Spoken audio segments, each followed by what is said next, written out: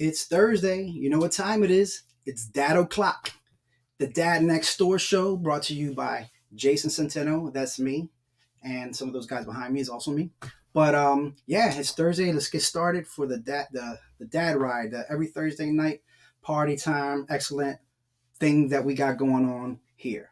So I'm really excited about who I have coming up next. I'm not going to tell you too much about them, but we met on Clubhouse. And if you know anything about Clubhouse, it's the Wild West right now, but it was a really good meeting. And I'm dying to introduce you to him because he's going to be talking about some really interesting stuff and also some opportunities that you guys might want to take advantage of. So let me start the show off, and then you get to meet him very shortly. But you got to see this first. Be right back. Fatherhood. It's how we keep our tribes and families strong. You've landed in the right place if you're ready for dad jokes, tips, and tricks on fun parenting. Also with interviews with some of the coolest dad entrepreneurs we could track down and have them share their strategies to tackling it all in business and life on the Dad Next Door. And now, your host, Mr. Dad Jokes himself, Jason Centeno. Say hi, Nana. You ain't shy. They don't show you it in action because things like this. Oh, fix it. Fix it. I love Daddy. He's a superhero. I don't know what a hero. I know.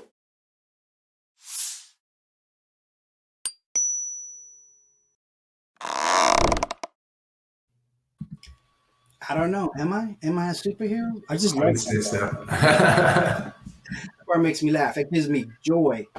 So yeah, guys, this is Jared. We got J Squared today. J and J. Jared. I met Jared off the Clubhouse. We were in a room with a buddy of mine, Brad Hart, who I do a mastermind with.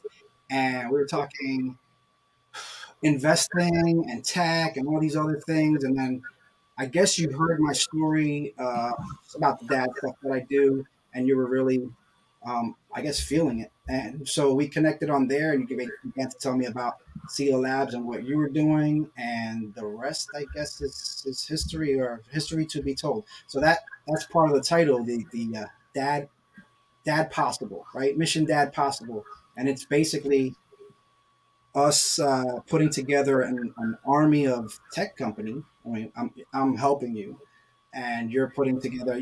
I'm gonna let you tell it because you're gonna tell it way better than me. But like, there's just so much there, and I just want you to, I guess, share with the crowd. Yeah, well, first off, thank you. You absolutely are a superhero. What you do for those kids, that's the real deal. But let me go back a bit, because everything that I do as an entrepreneur is because of the fact that I knew eventually I was going to be a dad. So when I was 20 years old, I had this realization. I remember where I was, and I'm like, holy moly, I'm going to be a dad. It wasn't when I was 20. I just knew eventually this was going to happen. And most 20-year-old dudes don't like think about being a dad. So like, why was I even there? And it's because I was thinking about my past, and my parents went through a very intense divorce when I was 5 years old. I'm sure there was way more intense divorces than theirs, but it was pretty darn intense. And when I was 20, I was thinking about my future by reflecting on my past. And I said, my kids have to have it easier than me. Like, they just have to. Like, it was like, if anybody were to ask me what was one word to define your childhood, it would have been loud. Like, there was like nowhere for me to go for peace or like sanity. It was just it was a roller coaster ride, like in every which way. So as I realized, like, my future has to be different than my past, I started really digging into that. And I'm like, what do I want to achieve by the time I'm a dad? And the word freedom showed up. And I'm like, wow, like that, it gives me the chills even thinking about it now. And I'm like, all right, what type of freedom do I want to achieve by the time I'm a dad? So it was time freedom, and it was career freedom, and it was geographical freedom, and it was financial freedom, and it was health freedom, and it was spiritual freedom. And I'm like, all right, that's amazing. I don't know anybody like this. Like, there's no one that I know that has that level of freedom. So how do I go and create it? And the only path that I could conceptualize was entrepreneurship. So fast forward to today, 16 years later, I'm 36 now. I have a beautiful 4-year-old daughter named Teely and a 2-year-old little rock star son named Riker. And I have that freedom. And I have it because I chose entrepreneurship. Over the past 16 years, I've had a few extraordinary runs. I've had other amazing learning experiences. I got a lot of stuff going on. We're going to talk about it tonight. I'm going to introduce different ways for you to think as a dad, as an innovator, as a superhero like Jason. But yeah, that was the impetus for me to step into entrepreneurship, because it was the only way that I could see how I could truly have it all. And I do now. Like, I just have it all because I have my kids and I have all that freedom that goes with it as well. So how exactly did you become an entrepreneur? What was the catalyst, the beginning? Yeah, so I literally just jumped in. But when I was in college, I was not a typical student. Like, I had too many ideas, like to sit in the classroom. So I launched a personal training business with the goal of actually training every single business school professor that I had. I was at Indiana University in the Kelley School of Business, which is one of the top business schools in the country. And I'm like, if I start a training business that actually trains the professors, I'm going to get to know them differently. Because most of those professors, they were entrepreneurs that became professors. So I launched this personal training business. I got a few professors to hire me, and then it just spread. And I had like every major professor in the entire university hired me to be their trainer. It was a really interesting dynamic, because when in the classroom, if they bothered me, I would look at them and be like, we're doing legs tomorrow. And they're like, oh, no. So there's this amazing dynamic. And I built such extraordinary relationships. I paid my way through college as a personal trainer by launching a company that eventually had a lot of trainers. But I've always launched businesses.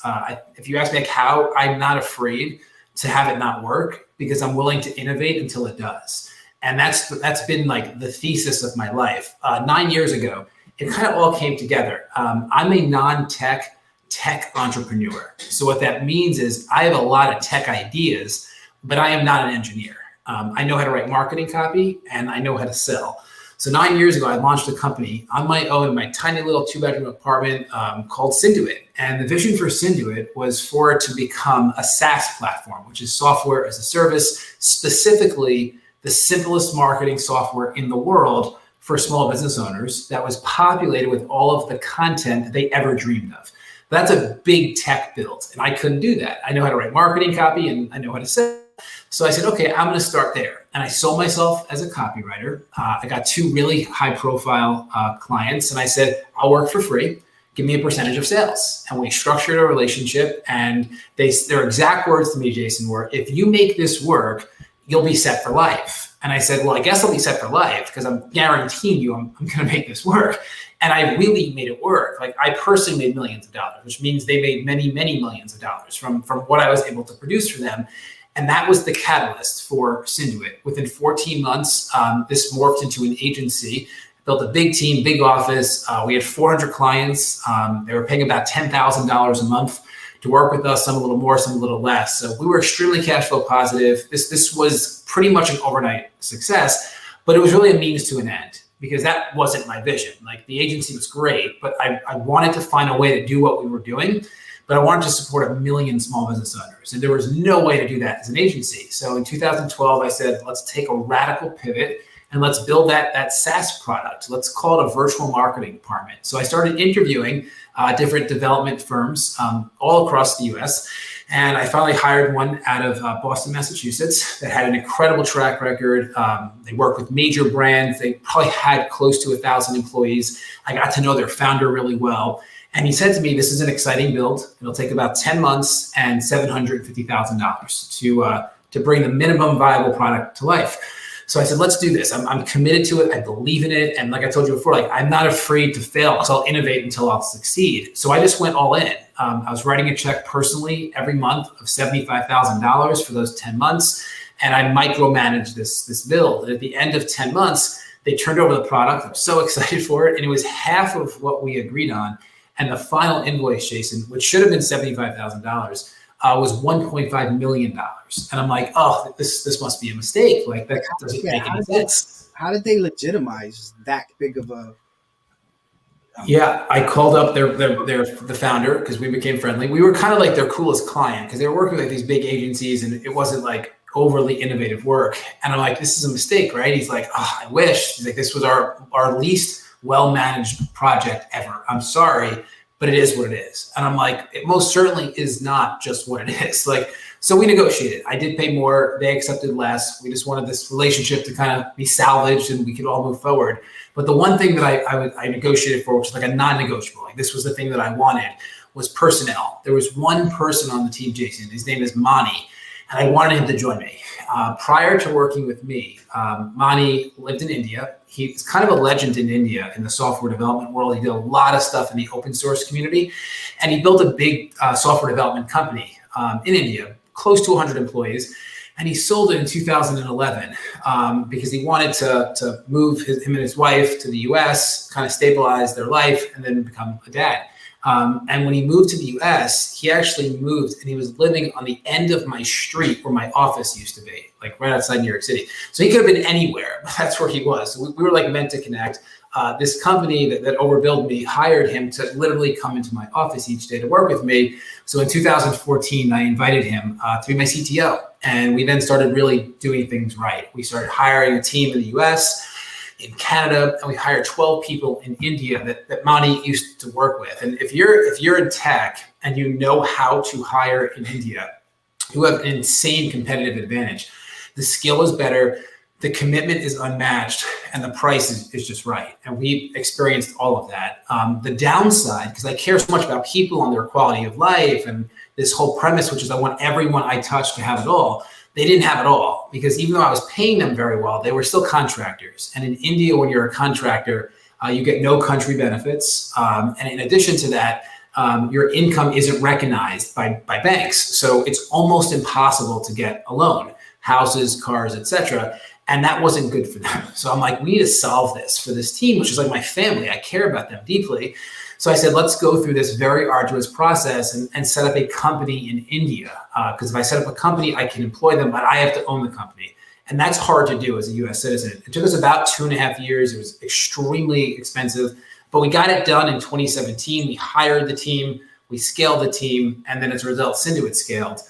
To date, we have over 40,000 active paying users on the platform. It's really a miraculous company. We went remote about 3 years ago, have 35 people on the team working from wherever they want so they can have it all. I have lots of dads and moms, and the most important thing is that they're a dad and a mom, and then they're an entrepreneur inside of our company. So that's where the story kind of ends for Synduit, and then a new story begins. Before I go there, because that one involves you, please ask me anything.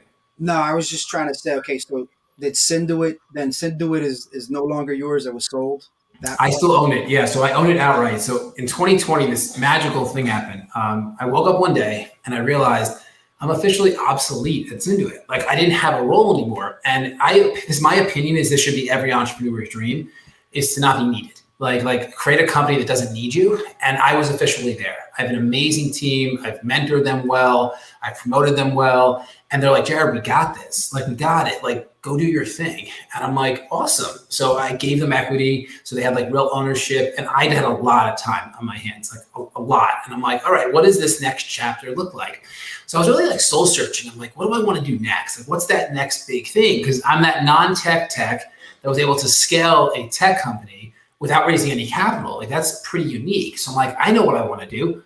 I want to do what I just did with Synduit, but I want to do it 10,000 more times by 2031. It just like hit me, Jason. Like it just like boom, like that's what I'm gonna do. So I called up Mani. Mani has now moved to Waterloo, Ontario, because we went remote and he had a lot of family in Ontario, so he wanted to live there. And I'm like, I got an idea for us because you've become pretty obsolete as well, Mani. And he's like, what is it? I said, we're gonna launch 10,000 tech companies in the next 10 years. Are you in? And he's like, well, I'm obviously in because it's you, but I have no idea what you're talking about. And I'm like, here's what I'm talking about. We're going to launch a tech incubator. But this is not like every other tech incubator out there where people like write a small check and then they mentor you. Like this is really different. Like what this is going to be is a place where people can come with their big ideas and they can actually present and pitch us on their big idea.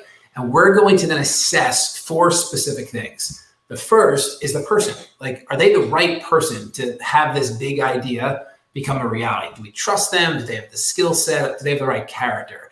The second is the idea. Does the idea solve a big enough problem in the world? Like, is this a little problem, or is this like a seismic problem that's like holding people back from having freedom or industries or communities? The third thing is the competition. So let's pretend that we decide to build this product. How much competition, if any? And then the fourth thing is, if we build it, how do we go to market and scale?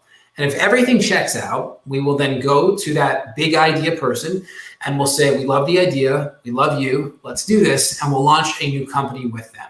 They'll take equity, we'll take equity, and we will build this entire company at cost. And that cost is India cost. And it's not just the development. That's a piece of it for sure.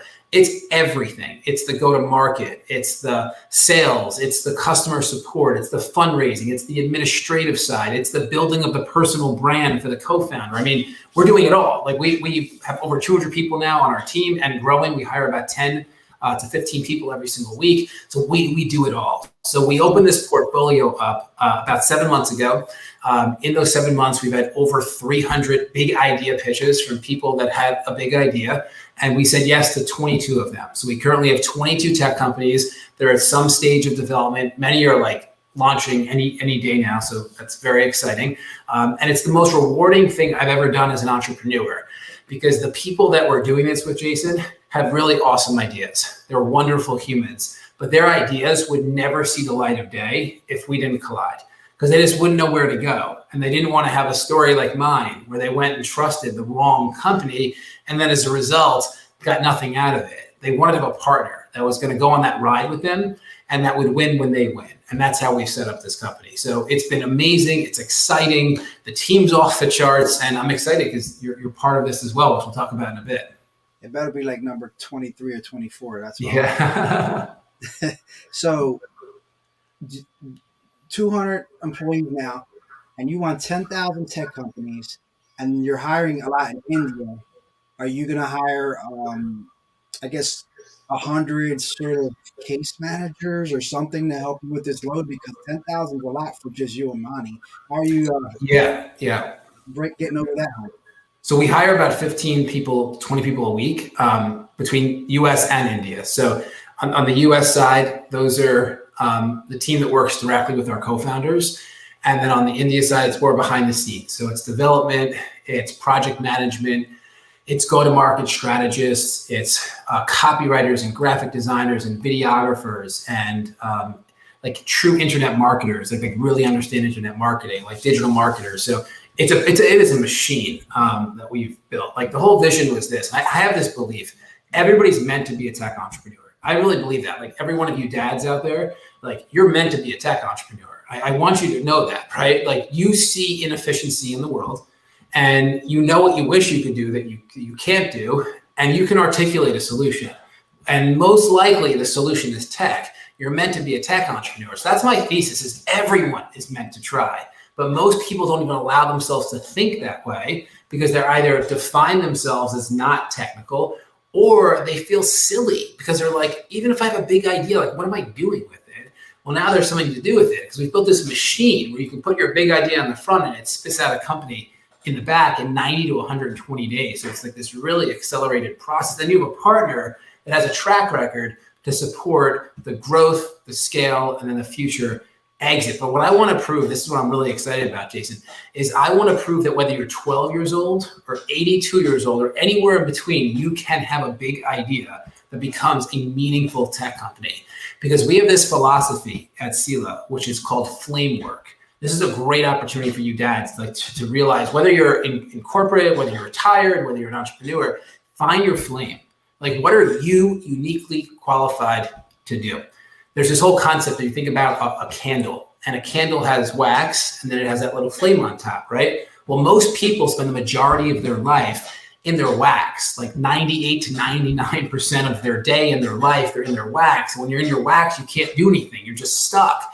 But that 1 to 2% when you're in your flame, I mean, that's when you're on fire, right? That's like when you're unstoppable. So for me, I'm in my flame 99% of my life. And I ensure that everyone around me knows their flame and they're in their flame, because my wax is somebody else's flame and my flame is somebody else's wax. So when there's a lot of flame together, it creates a freaking bonfire. And like, that's where the heat comes from. That's where the opportunity comes from. So a 12-year-old that pitches us on their big idea, they don't have a lot of life experience. They have no business experience, but doesn't matter because they have a flame. So we'll figure out what their flame is, and then we'll take care of everything that's not their flame so they can win. And that 82-year-old, they have a flame too. We'll keep them in their flame, and then we'll take care of everything around their flame so that they can just stay in their flame. We can create that bonfire.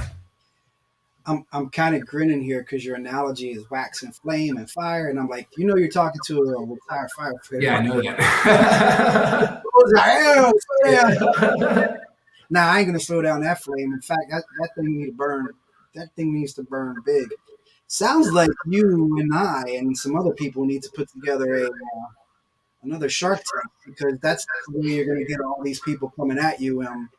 And that's what's funny. Clubhouse has sort of become a mini Shark Tank. I mean, my buddy Trace and other guys, they're scooping up deals left and right and doing deals right on Clubhouse in the right room. So, I mean, we probably should get some of them guys on board and run it. But, like I said, we're developing things. So before, does entrepreneurship like run in your family? Did it come from your dad or anybody else in your family? Maybe grandfather? Like, where'd you get this from?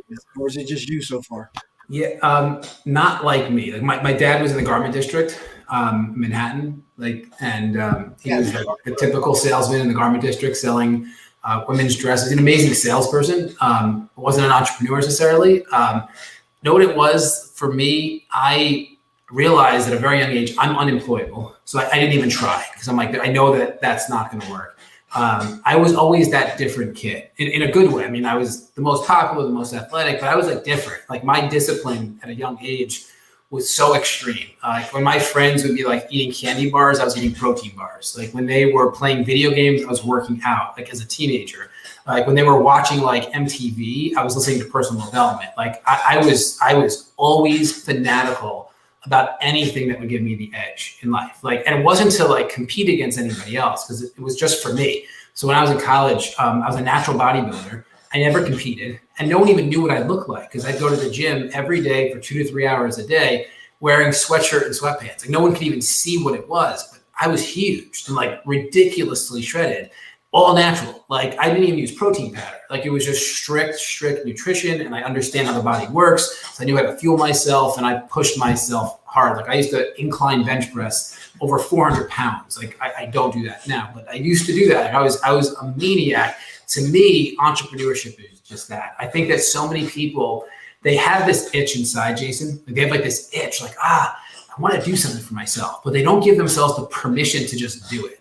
Like they hold back because of some limiting belief. Like somebody told them when they were young that they're not smart enough or fast enough, or they don't have what it takes. They're not going to amount to anything, whatever those limiting beliefs were. And they just own that story. And for me, I had every right to own a story. I mean, my parents' divorce was like, it was vicious. Like I know a lot of people got divorced. I don't know many of them that were that intense. And I'm sure there was plenty that were worse than my parents' divorce. But for me, it was my gift because it really helped me recognize the importance of personal development.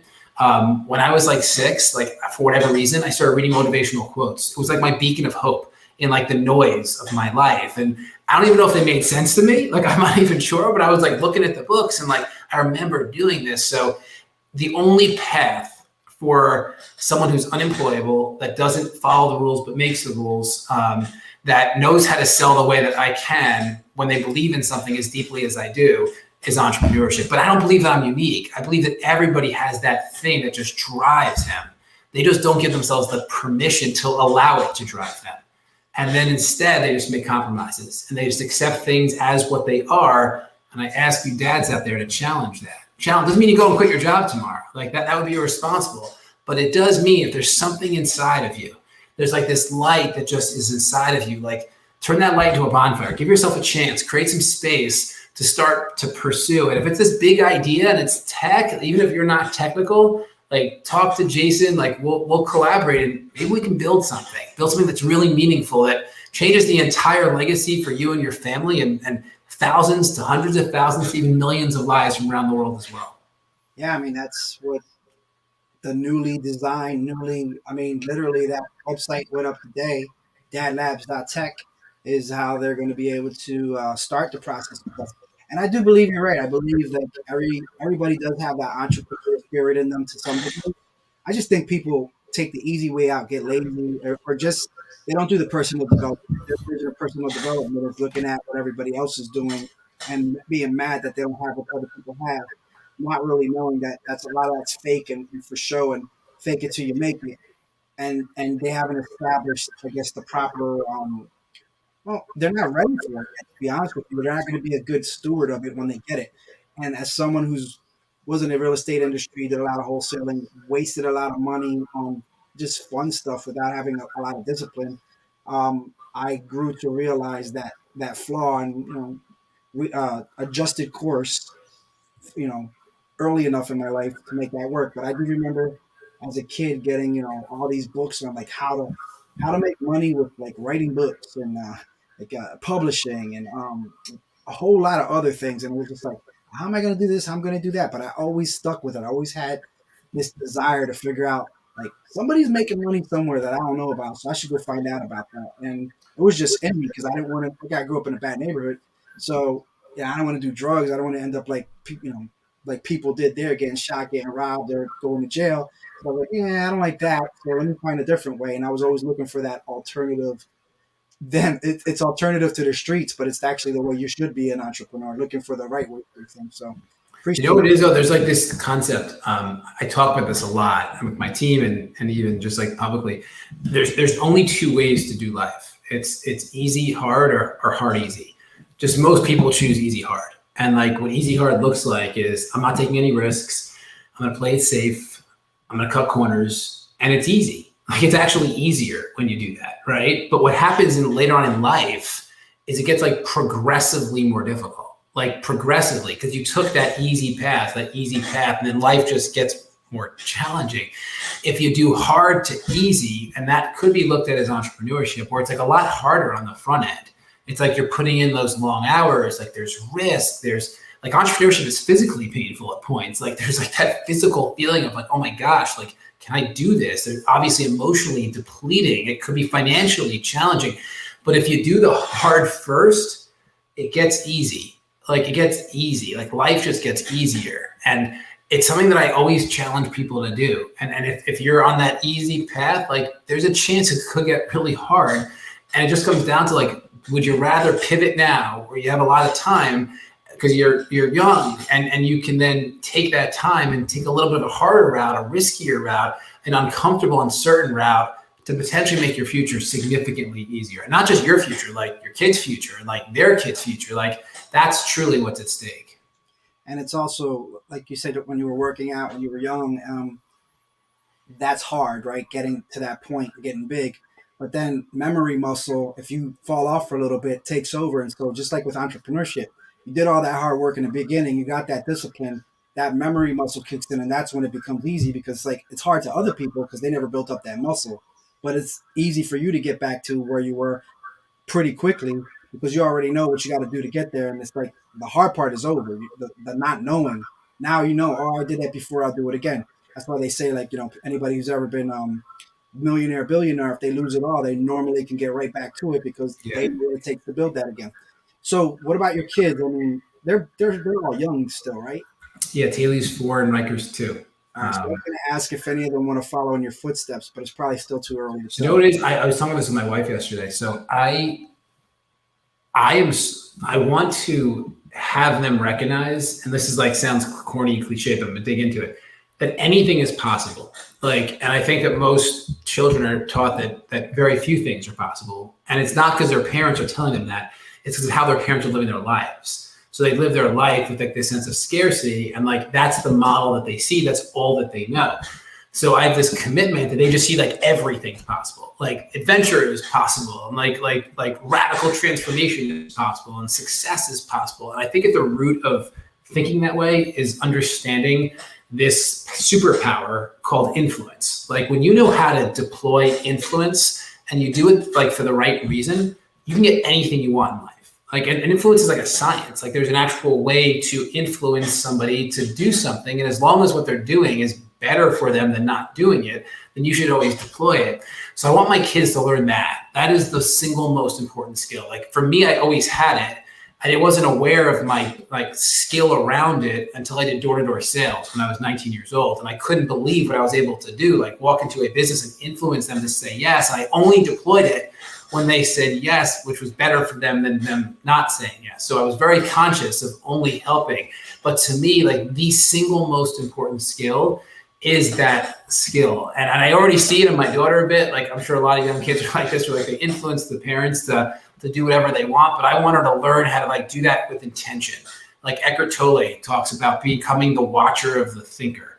And what that means is like you actually like remove yourself from you and you watch yourself thinking. Like what are those thoughts that are showing up?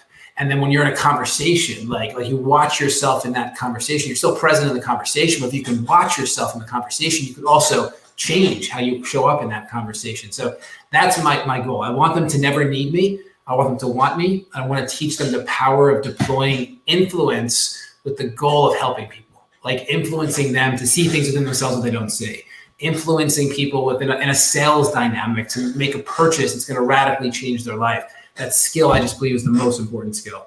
So you got like sales flashcards for your daughters? Yes, yeah. But it's like when she does it to me, like I'm like, you know what you just did? Like you influenced me, and like I help her see what she did to me. So yeah. Chris Voss for babies book or for dummies book there for the kids like ages 4 to 6, and it's like never split the difference. Yeah. I love that.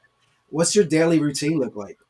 I wake up pretty early, so I'm up at like 5 every day, usually 4:45. I go right to the gym. I work out. I get back by 6. My son tends to wake up then. He wakes up earlier than my daughter, so we have some daddy time with my son, which is just amazing. And he cuddles and we love on each other. And then Taylor wakes up at around 6:30, 6:45. And I'm with her till about 7, and then I start my day. I'm on calls the entire day, so 7 to 5, like nonstop, every 30 minutes of every day, and that's fun because these are like all really interesting, stimulating calls with dads and people that have big ideas. They're like, "What do you think of my idea?" And I'm like, "I love it. Let's make this happen." At 5 o'clock, I am done. I am in dad mode, and that means I leave my phone in my office, and I am just present with those kiddos. We might go swimming, tennis. We moved to Florida recently, so we're enjoying the beautiful weather here. They go to bed. I'll spend about 90 minutes to 2 hours preparing for the next day, and then I'll spend the rest of the time with my wife. So I'm very disciplined. My entire day is scheduled, including sleep. Some people are like, "That's ridiculously. That's like so much pressure." It's not. Like I know that I'll sleep because it's actually scheduled into my life.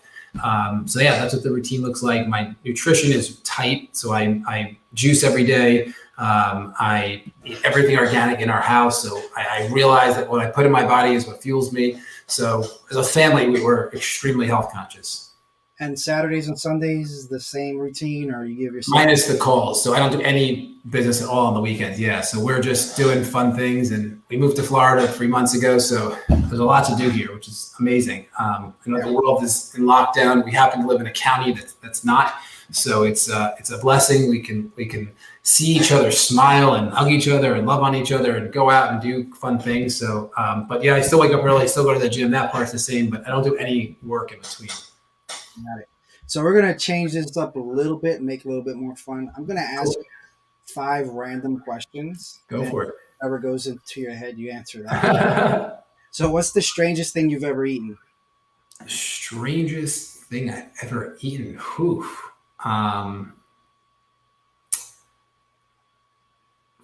It's not really that strange. Frog legs I guess that was kind of strange, but yes, I had frog legs. Okay, they have those at the Chinese buffet. They're pretty easy to get these days. Yeah. I ate I think chapulines is probably one of the stranger things, and that's just crickets they fry up in Mexico, and they're so cool. That's awesome. Snack. It's not that awesome. It doesn't taste like it's not that great. It's good protein though. It's good protein. That thing now I know I can eat them if in a pinch, but Yeah.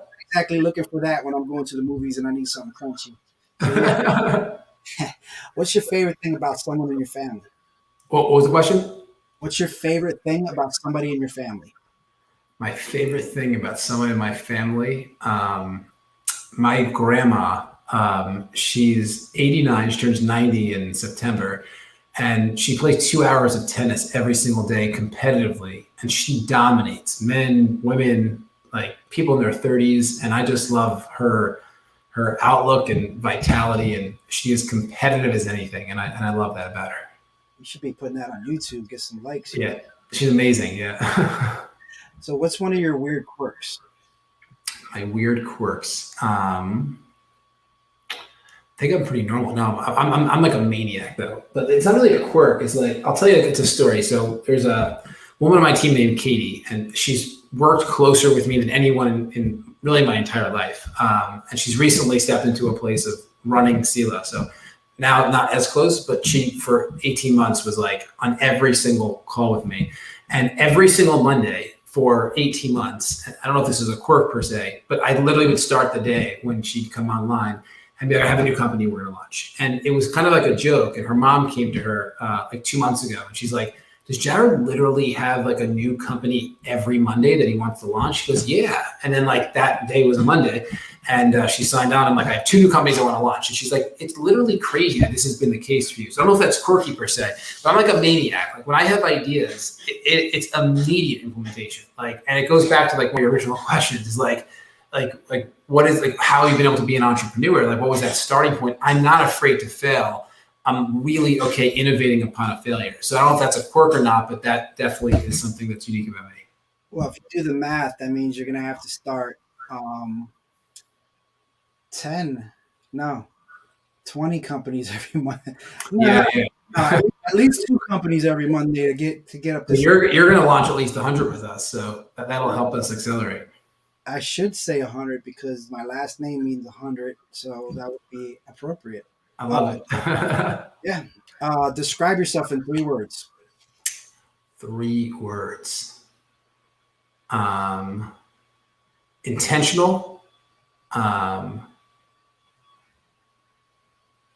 loving, and funny. My 4 words, because I break rules. Too legit to quit. Hey, buddy. If you could trade lives with anybody for one day, who would it be and why?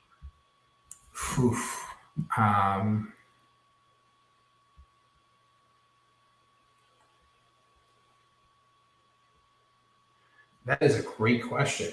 Well,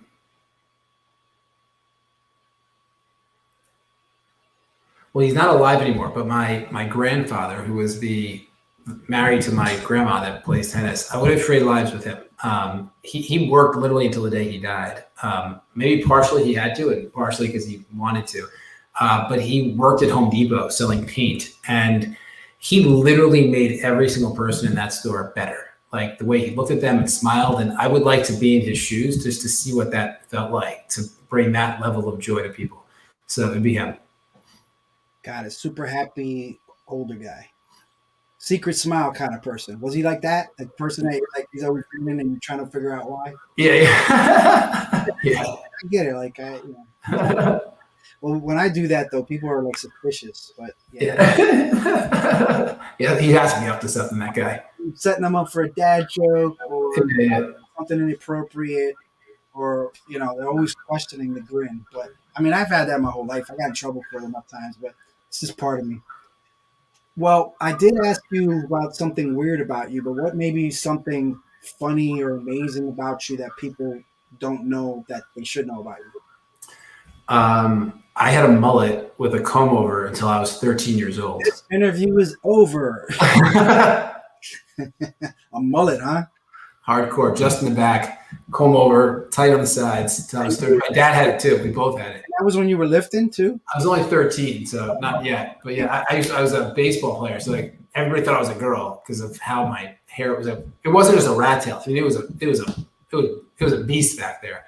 And they thought I was a girl, but I was a pitcher, and I threw it really fast for a 13-year-old. So they're like, "Oh, look at that girl pitching!" And then I would strike everybody out, and they were like crying. They thought a girl struck them out, but I wasn't a girl. Yeah, just see. They disrespected you because had they known about Kenny Powers and his mullet and his baseball, respect you deserve. Yes. What's your so what's your dad's superpower? And I want to say, if I was just to take a guess, it's like all this energy you got, but you tell me. Yeah, it's energy. Yeah, my kids just like light me up. I remember my dad said to me before I had kids, he goes, "The moment you have kids, you'll never have a bad day again." And I mean, that could not be more real. Like you'll have bad moments. It could be like a tough day, and then like 5:01, and like you just see those little faces, and I'm like, nothing could get better. So yeah, it's just the energy I bring, but it's the energy they extract from me. It's my fuel. Yeah, hugs and kisses conquer all. You come in from a crappy day, you get some of that, definitely better than anything. What about your dad, kryptonite? What's something you struggle with the most as a dad? I really can't discipline. Yeah, my wife, she's an entrepreneur too. She launched an app. It's really more than an app, but during COVID, she originally was going to launch a play space, and we like a high end play space for kids and families to come, and built on personal development philosophy. We actually got a beautiful building in Connecticut where we used to live, and about to sign a 5-year lease, 10 grand a month. Like we were going all in on this thing to have her build her dream. And then COVID hit, and I'm like, I don't know if there's ever going to be a play space ever again. Like that's like the central of germs. So I'm like, I think we should not sign that lease, because that means we're gonna have to stay here and we're gonna have to pay it. We're not gonna be able to open this thing. So she was really disappointed, and but I'm like, listen, maybe this is happening for us and not to us, because we're not meant to stay here. And if we get this space, we have to stay here. So let's think about how could you do what you were just doing, but not have to do it in person. And we launched this platform where she's created 365 videos with a 4-year-old and a 2-year-old. It's like one of the most heroic things I've ever seen in my life. Doing activities together and like breaking down these activities. And she's a teacher and an occupational therapist. So these are not like silly activities. Like they really help with the development of young children. And she created this app that delivers these activities on a daily basis. And it's been very rewarding to see her build her empire. She has like thousands and thousands of families that are using this platform. So what was your original question? Because it was leading me there.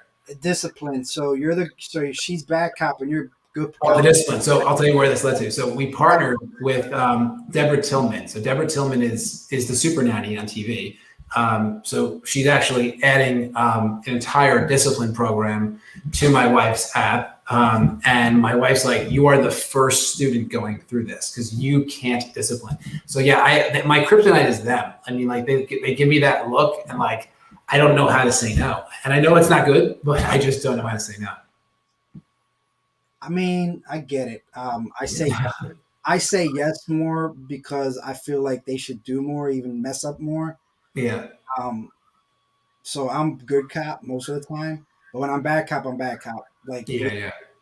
If I have to yell, it's over. So they take it seriously then. Yeah. Most of the time, yes. Not the girls with the boys. The girls still play their game, Anyway, well, so how do you handle that right now that you can't get your kids to do? Like, you just sick mom on them? Like, what's your? Yeah, not kind of. I mean, like I'm bringing myself to maybe too much, but like eventually my wife will just step in because she sees like, but they do respect me, but I do like discipline is not easy. Like they're like, I mean, we eat like really healthy, so we have organic chocolate in the house, and they're like, I just want one more piece of chocolate. I'm like, all right, here you go. I just want them to be happy and smile. So it's not like the big things. Like if their life was in stake, I would discipline hardcore. I think, babe, it's organic. Yeah, exactly. It's made in Sela Labs. Yeah. They go wrong with this chocolate and this. Yeah. It's gonna fuel their ability to influence. Like 8:00 at night. Come on, it's healthy. So what would you say is your like best piece of life advice you would give to another dad entrepreneur? Stop thinking and start doing. I just really believe that complacency is the death of all great ideas, and there's nowhere that has more big ideas than the graveyard, because people just they die with them. So yeah, stop thinking and just start doing. And that has to do with whether if you're already an entrepreneur and you're like, you have this idea on how to take your company to the next level, just do it. Like, just do it. If it doesn't work, iterate, innovate. And if you're in corporate right now, or you're doing some type of other job and you have like this itch to be an entrepreneur, just do it. Doesn't mean you have to quit what you're doing, but you create the space to start pursuing your big idea as well. What makes you angry?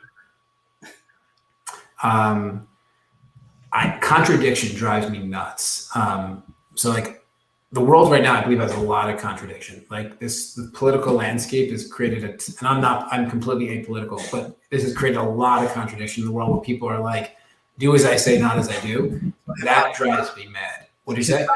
Hypocrisy. Not Yes. Yeah. It's like just drives me crazy. And then but it goes into other layers, like where I know a lot of like huge thought leaders that I've done a lot of work with and deals with, and so many of them are like one way on stage, and then behind the scenes, like they are just such a different human. And I stand against that, just contradiction, like do as I say, not as I do concept. That gets me pretty fired up. What about so dad stereotypes, right? You know, hey, dad is supposed to be good on the grill. Dad's supposed to be Mr. Handy. Like, what dad stereotype would you say that you totally are not fail at, don't want to be associated with? You're like, nah, that's what would you say? I would say all of them though, like because I think it's so important that like my daughter, like she'll be a mother if she wants to be, and like I don't want her to think that there's anything she can't do. So I just think that everybody in a relationship and in a home should just take responsibility for anything that needs to get done. So it's a team effort. Now, there's obviously certain things that are like my wife's flame work versus mine, and we believe in that philosophy at home as well, but they're not gender specific things. They're things that she just gravitates to because she loves it, and I gravitate to other things because I enjoy it. So I don't like stereotypes. Like I think that stereotypes are like become limiting beliefs, and limiting beliefs are what hold people back. So if you ask me the second thing that drives me crazy and fires me up, it's just stereotypes as a whole. So what I mean, I was more like trying to say like, okay, so dads can get under the hood of a car and know what they're doing. Dads can like these kind of things. So Yeah. are you an under the hood kind of guy? Or No, my goodness. I might pay somebody to do everything kind of guy. I am so not handy. It's actually scary. And you know something is like most entrepreneurs aren't. Well, I am. I just don't want to be. So Yeah. I'm. You know, I shouldn't probably be saying this on tape, but I do a bad job, so they don't keep asking me to do it, so I can hire it out. Yeah. Like I know that if it was for me, like I would do the hell out of it. I just don't want to because I know it's going to take a lot of time. And I don't like people over me telling me what to do. Yeah. And let me do it, and then come back and finishing touches you can invite me on. But otherwise, I don't want to be bothered with it. I'll let somebody else do it because I just. It's not flame work though, right, man? It's the flame work concept, right? So like, I can't because I'm not handy. So I actually literally can't do it. But even if I could, it's not flame. So my flame is I'm a dad, I'm a husband, and I'm an entrepreneur. Those are the only things I do. And anything else I just pay people to do because that's their flame. So why should I steal their flame from them when it's not mine? I'm like, I'm in the wax. I don't want to do that stuff. I'm going to write that down as my next excuse. Not flame work, honey. It's not my flame. Jared said if it's not my flame, I don't have to do it. I'm not I'm not going to my wax. It's not fire, baby. It's not lit. All right, so let's before we get to the finale, the dad joke that you better be ready with. I'm ready for it. Okay. I'm ready for it. Listen, I had my team help me with this. I'll tell you why. He outsourced the dad joke. Oh, that's a true entrepreneur. Give him a taste of what Sela and this Sela Dads Labs partnership is going to be, because it's very new to me. I have an idea, but take them through, like, you have an idea. I'll take it, and you take it to the next piece. You have an idea. You go into the link. You fill out a form with some preliminary information, and you set up an appointment to talk to me or somebody else that's going to be part of the system. And then what happens from there? Like, you know. Yeah, sure. Yeah. Well, I want to acknowledge you though. It's like you were the first person I told this to, and you were the first person that said yes. So I was one for one. I'm like, well, I guess this is a pretty good idea, but I really mean that though. So Jason's part of the Idea Squad. This is an extremely exclusive group, 25 rock stars across all different countries, across all different industries. Many of them have been entrepreneurs. Many are in corporate. There's coaches and consultants. There's people that are in transition, looking for their next chapter.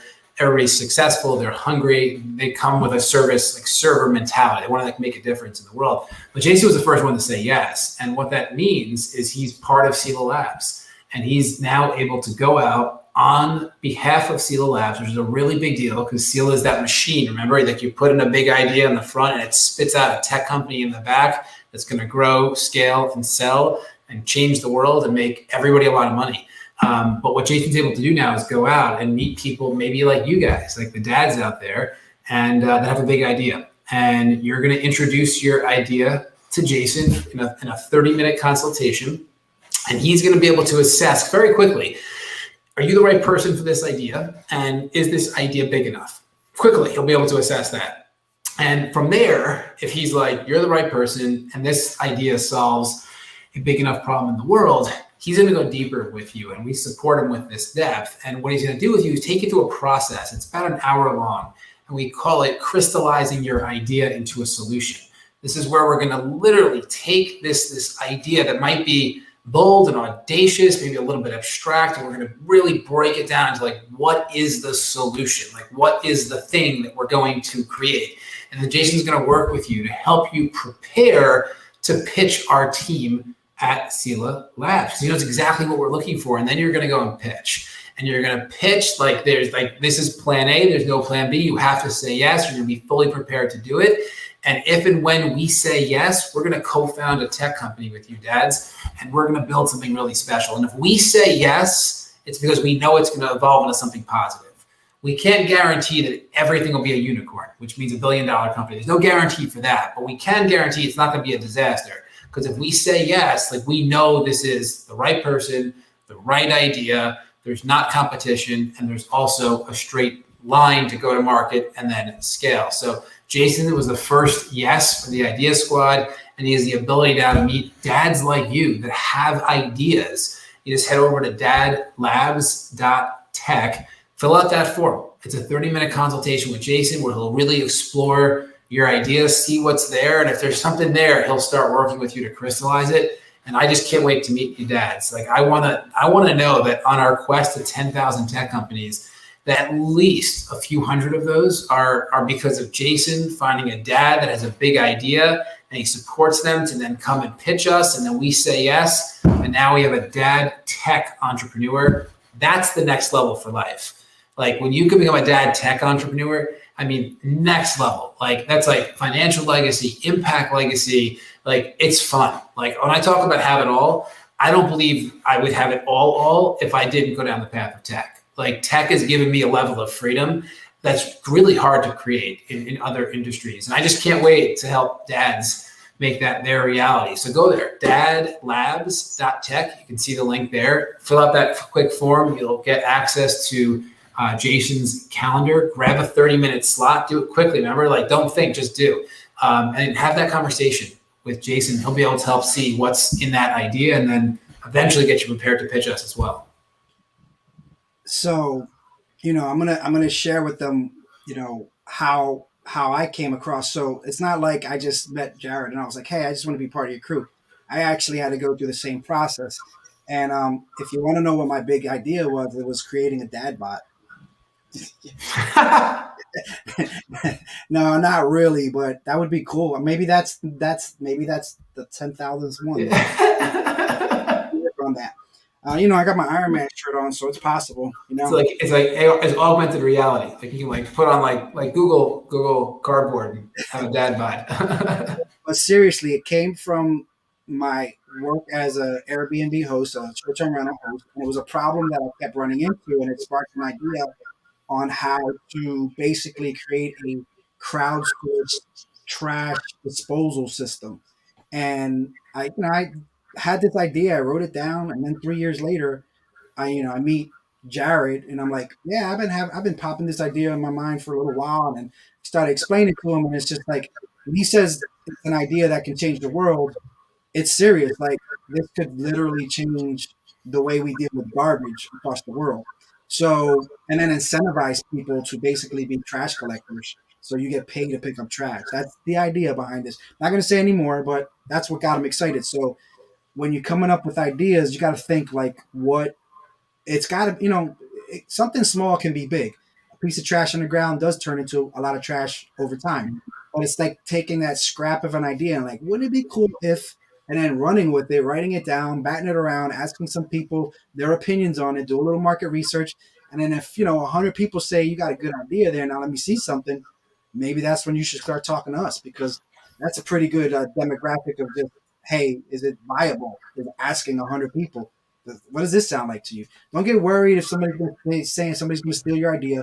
Your idea by itself is nothing without, anybody behind it, because it's just going to be, you're going to be one of those people that's like, oh man, I had the idea many years ago. Well, you didn't do nothing with it. So there you go. Now you can talk, you can tell your story crying to somebody else because nobody's listening to you. But yeah, I mean, I just wanted to say that just to inspire you guys. Just really, try to take us up on this offer, because it's pretty exciting to think that somebody watching this somewhere, whether it's now or on the replay, is going to be like, hey, that's a good idea. And, where we were there for the beginning of it. You were the first. I mean, you were literally idea squad number one. Like it's. I heard it here first. I'm number one. Yeah, literally. But like, realize ideas are everywhere. Like we have 22 tech companies that we've said yes to in 6 months, and we're now building velocity. So I'm confident we'll have about 250 by the end of this year. And every idea is different. Like from social media optimization platforms to an entirely new way to live stream, to an AR, VR platform that recreates a club scene, because there are no clubs at the moment, and there might not be for quite some time, to a software that will change the public adjusting industry forever, to a platform that radically changes the business of farming, like nothing else does it. And this is a good story, just to kind of tell you, like, ideas are everywhere. This woman, Peggy, who's not a dad, but she's a mom, she's a mom of 6, and she lives in Nebraska on a 6,000 acre farm. She's a farmer's wife. I didn't know that was like a real thing, but that is a real thing. Like the farmer is on the farm, and this is like very gender specific, but the farmer's wife is like doing the books of the farm. And that's a very common thing.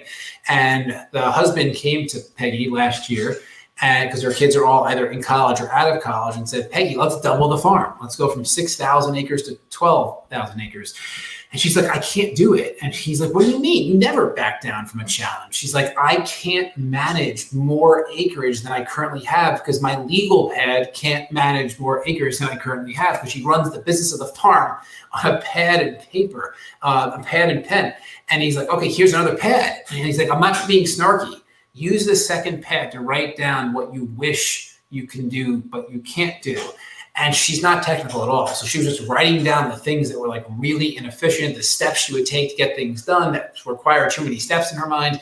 And she then talked to other farmer wives and was like, what do you wish you could do? And then all of a sudden she had a legal pad filled with her idea, like her big idea. And she found out about what we were doing, and she submitted the idea, and we spoke to her. And I personally know nothing about farming, so I know about people, and I knew that she was the right person for sure. And I have a few people on my team that know quite a bit about farming, and one of our investors is a top commodities trader on Wall Street. And he's like, Jared, this is a home run of an idea. So I approached Peggy and I'm like, listen, you're awesome, and everybody thinks your idea is awesome as well. Let's launch a company together. I want you to realize something. There was not one day in Peggy's life that she woke up and looked in the mirror and said, I'm a tech entrepreneur. Not one day, until I put my hand out virtually and said, let's partner. And she put her hand out virtually and said, let's do it. And now she's a tech entrepreneur. And we're building this farming software that will change the farming industry and will make, tons of money for her and her family. And more importantly, like, she had a big idea that she was able to bring to life. And since we started working with her, she's had 3 or 4 more ideas, because once you give yourself the permission to think this way, you become like a faucet of innovation. And the coolest part is we can handle anything. Like once you put something into this machine, it spits out a tech company with limitless scale. There's a go-to-market team, there's a branding team, there's a customer support team, the sales team. We have an angel investor network that we've built. Like it's one of our portfolio companies with angel investors ready to invest in ideas that need acceleration capital. We have a crowdfunding platform. So if you have a really good idea, but we want to test the market just to see how they respond, either to messaging or even just the idea, we've built our own Indiegogo platform that we can literally put your idea on and get backers. Like maybe you'll get 1,000 backers to pay $75 for a year of your service and a t-shirt. And you just got $75,000 to support in funding the idea, but more importantly, the 1,000 people that you know want it on day one. We have built infrastructure that I've never seen before, like so that you as a dad can talk with Jason. Jason can crystallize your idea, then help prepare you to pitch us. And then when we say yes, your whole life just changed because you're now a tech entrepreneur, and that's exciting stuff. See, that was another really cool thing that I liked about what you were doing was the crowdfunding platform, because people say you don't have great ideas, but you want to invest in like a company that you believe in. There's this whole list of people that you can. But let's say you're like, for example, my nephew's building something. I'm going to have him go through the system, right? I've already invested in him anyway, but I could further invest in his idea without actually having to come up with my own idea and still feel like I had a part of this person's journey to get there. And this is another way for people, family members like that want to help people in their family but don't know how to safely get involved with them, because they're not relying on the nephew's ability, their lack of knowledge. They have the energy, but they don't have the resources. We put the resources so that you could trust in that family member to take, if we take it on, there's a good chance that there's going to be a touchdown on this thing, and you can invest in your own family member in confidence now, instead of worrying about like you're just giving them a very expensive gift. So I like that aspect about it as well. I mean, I think there's a lot. It's a win-win-win all around. But again, it's not for me to say; it's for you guys to believe in. So let's just participate, and you'll see. How about that? Yeah, I agree. And I know it is, you're safe because we're partners. Like if we say yes, we're partners. Like that's so important. Like to not do this alone. Like I used to speak quite a bit. I'm starting to speak more to entrepreneur colleges, like the departments inside of business schools. And I tell them, like, if you have a big tech idea, just don't do it alone. Like I did it alone. Like my journey with Synduit was alone. Like until I met Monty, but there was a lot of years in between, like me starting this and Monty, and that was a very lonely and just draining journey. Like emotionally, physically, obviously financially. That first version of our software ended up costing $2 million. Took 2 years, and then we threw it away to start over because it just made more sense to start from scratch than to try to fix something that just wasn't built right from the start. And when you don't have to do it alone, it becomes significantly more rewarding and fun, and it never becomes painful, like ever. Like even if it's challenging, it's not painful because like there's somebody in the trenches with you, and it's not me, it's a whole company that's like in the trenches with you to find a way to make this idea successful. Because from a selfish standpoint and from an economical standpoint, we're motivated to. Like we don't make any money unless this thing becomes successful. So like we want to find a way, cash flow, quarterly distribution, sale. Like that's what we're trying to find a way to do. We know how to do it. We have the network to do it. We have the infrastructure to do it. We just want to hear your idea. So head over to that website, dadlabs.tech, fill out the form, do that consultation with Jason. I mean, listen, I said before, and I'll say it again, like stop thinking and start doing. That will radically change your life. Like in all areas, but definitely with your big idea, it will radically change your life. What I'm looking forward is I just want to do a commercial with me in a lab coat talking about this stuff, and then having you as my like Igor, like fumbling assistant, like trying to do stuff behind me and really messing up, and I'm like the classy guy with the glasses, and you're like the fumbling guy that's like in a hamster wheel doing stuff and duct taping stuff together. I'm just in it for the funny commercial to do, to be honest with you, the videos that we can do. But yeah. All right, so you know what time it is. This time, let's hear your best dad joke.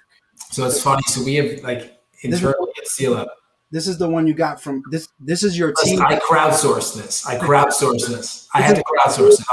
This is powered by Sela Labs. This joke. Powered. Like it is not even just powered. It is like it is developed. It is powered. It's delivered. And I'll tell you why. So I talk often about how funny I am, which makes me even funnier because I deliver how funny I am very well. And I compare my humor to other people. And I'm like, see, that person's nowhere in my league of funny. Like, it's a chasm they can't cross.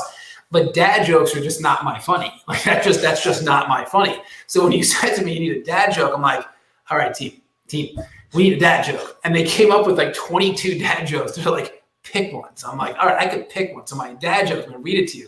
You can have two just in case the first one. I got like 16 of them here. But here's my dad joke because I think it was 22 that was given. But what would the Terminator be called in his retirement? The X-Terminator. Boom. See, my funny is like funny, like not like the like. So I pronounce the word like I'm gonna say Jason thought it was a B minus, and if I'm on again, we'll fight for another better dad There, joke. there's different levels of dad jokes. There's the ones that are for the kids. There's the one that are borderline, kind of like not sketchy, but like you have to have. There's different levels to them, and then there's the ones that are really just for the adults that they would get bad, like what's red, like it's a common one for kids. It's funny. It's like what's brown and sticky, and they're like what, and then you say a stick, and then they're like they laugh at that. So there's the super silly ones, and then there's like the complicated ones, like what I don't know. I'm not going to go into them now. They want comedy hour, they can pay for the next hour. That's There what you go. for Dad Lab. All right, man. It was great having you, man. Your Yeah, energy you too. your fire is evident. So I'm going to not quench the fire, but I'm going to put the fire in another room while the firefighter takes care of the rest of this business. I love you, brother, man. I'm glad I met you in Clubhouse. Beautiful. I'm excited to see what we can do, and at least I don't know how many, but I want to be as responsible for at least one thing coming out of Dad Labs. So if I can do that, I can go home happy. Although you made me commit to 100, so we'll see. But There we go. I'll certainly try. Awesome. Yo, man, I'll talk to you soon, and thank you for everything. I appreciate you, buddy. You are a superhero. Thanks so much, everybody. All right, take it easy. All right, so.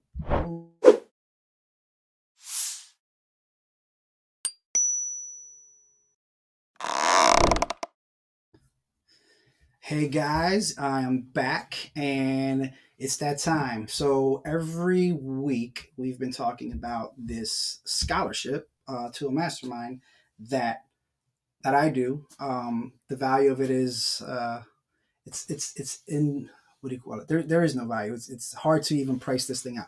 But normally it's about $2,000 for this thing, and I'm giving away a free one every 30 days. So if you are interested in that, you can get in on the next giveaway. Let me see. Where's the information for that? That is right here for the next one that we do, the next drawing. But in the meantime, I am going to set this up so that you can see the people that opted in now. Let me share the screen. All right. First time doing this. Boom. All right. So you guys see that, right? So I'm going to spin that. We call it a spinneroonie. If you know my man Manny Lopez, he calls it a spinneroonie. So I'm going to call it a spinneroonie because we're boys like that. So I'm going to spin the spinneroonie and see who wins this week's scholarship to the Mastermind program that I run when I'm not doing videos. Let's go. All right. Eric Skeldon. How about that? Eric Skeldon, you win. Let me make sure I write that down so I don't forget. And in the meantime, you guys, thank you for coming out tonight. Thank you for being a part of this show. This has been wonderful. I'm loving it more and more and more, and I'm hoping you're getting used to it too. And I just appreciate the time that you took out this today. Ran a little bit longer, but you saw Jared. You can't stop that dude. He's fire all over the place. You just gotta take all that, and if you put that kind of energy into your work, into dedication into your work, you're gonna be rolling out with some winners. I'm no slouch, but that dude's something. So I hope that you guys will tune in next week to see who I bring up next, because it could be a cowboy, it could be another millionaire, or it can be just some dad around the corner from you. You never know. This is called the dad next door for a reason. Dad's next door, living next to you, doing great things that you don't even know about. I'm here to expose you to those guys, to give them shine a light on what they do, hopefully to help them grow and learn, and also build a camaraderie amongst each other, building up the dad army, because guess what? That's what heroes do. That's me. That's it for me. I'm Jason, the dad next door, signing out, and I will see you on the next one. Take care, comb your hair, and I'll see you there. Bye.